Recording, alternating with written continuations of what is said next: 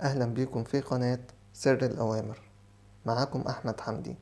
النهاردة هديلك 3 أوامر ذكية تقدر تستخدمهم في شغلك كل يوم.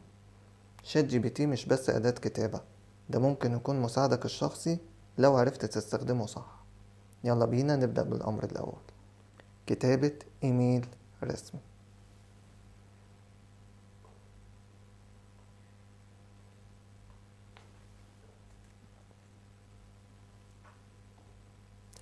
اكتب لي إيميل رسمي لزميلي في العمل، أبلغه أن الاجتماع تتأجل للساعة 3 مساء بدل الساعة 11، وبلغني لو في تعارض.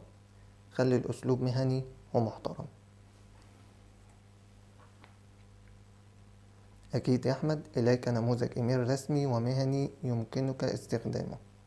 الموضوع: تعديل موعد الاجتماع. مرحبا، اسم الزميل، أرجو أن تكون بخير. أود إبلاغك أنه تم تعديل موعد الاجتماع. طبعا الفايدة توفير الوقت وصياغة احترافية. الأمر التاني: تلخيص مستند أو مقال. هنقول له: لخص لي النص التالي في 5 نقاط رئيسية بلغة بسيطة وسهلة الفهم.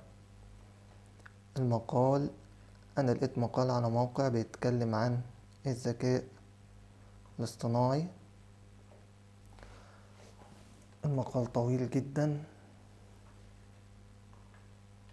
شايفين المقال قد ايه؟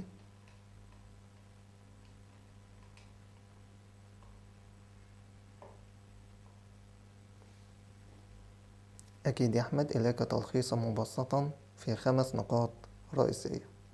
1. ما هو الذكاء الاصطناعي ال AI؟ 2. أنواع الذكاء الاصطناعي: Machine Learning, Deep Learning, AGI, Generative AI. 3. كيف يستخدم الذكاء الاصطناعي في نقط. 4. المخاطر على الشركات والمستخدمين.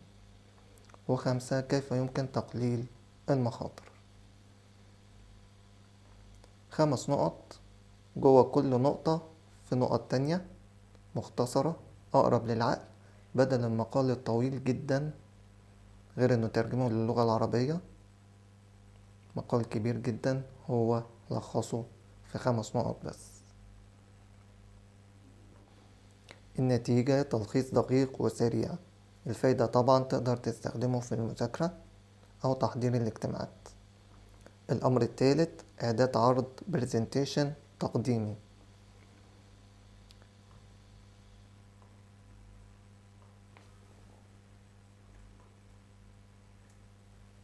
حضر لي عرض تقديمي من 6 شرائح عن أهمية التسويق الرقمي، موجه لطلبة جامعيين. حدد عنوان كل شريحة ونبذة مختصرة لكل واحدة. أكيد يا أحمد، إليك عرض تقديمي مكون من 6 شرائح عن أهمية التسويق الرقمي. شريحة رقم 1: ما هو التسويق الرقمي؟ نبذة.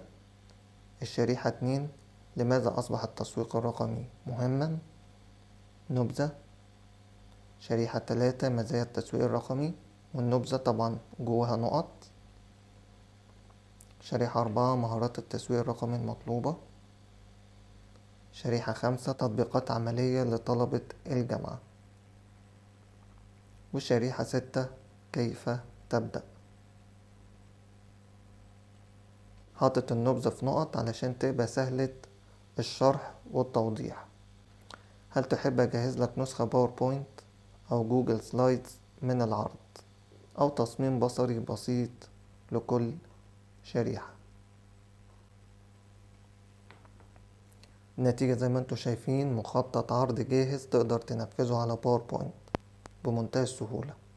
الفايدة: سرعة التحضير وتنظيم الأفكار. ممكن تستخدم نفس الأوامر دي وتطورها حسب شغلك.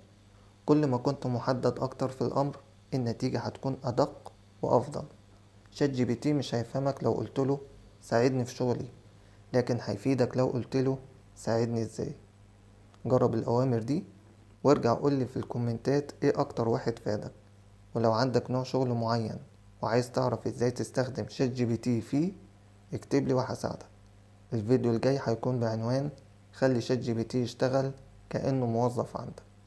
لايك واشتراك لو عجبك الفيديو. سلام.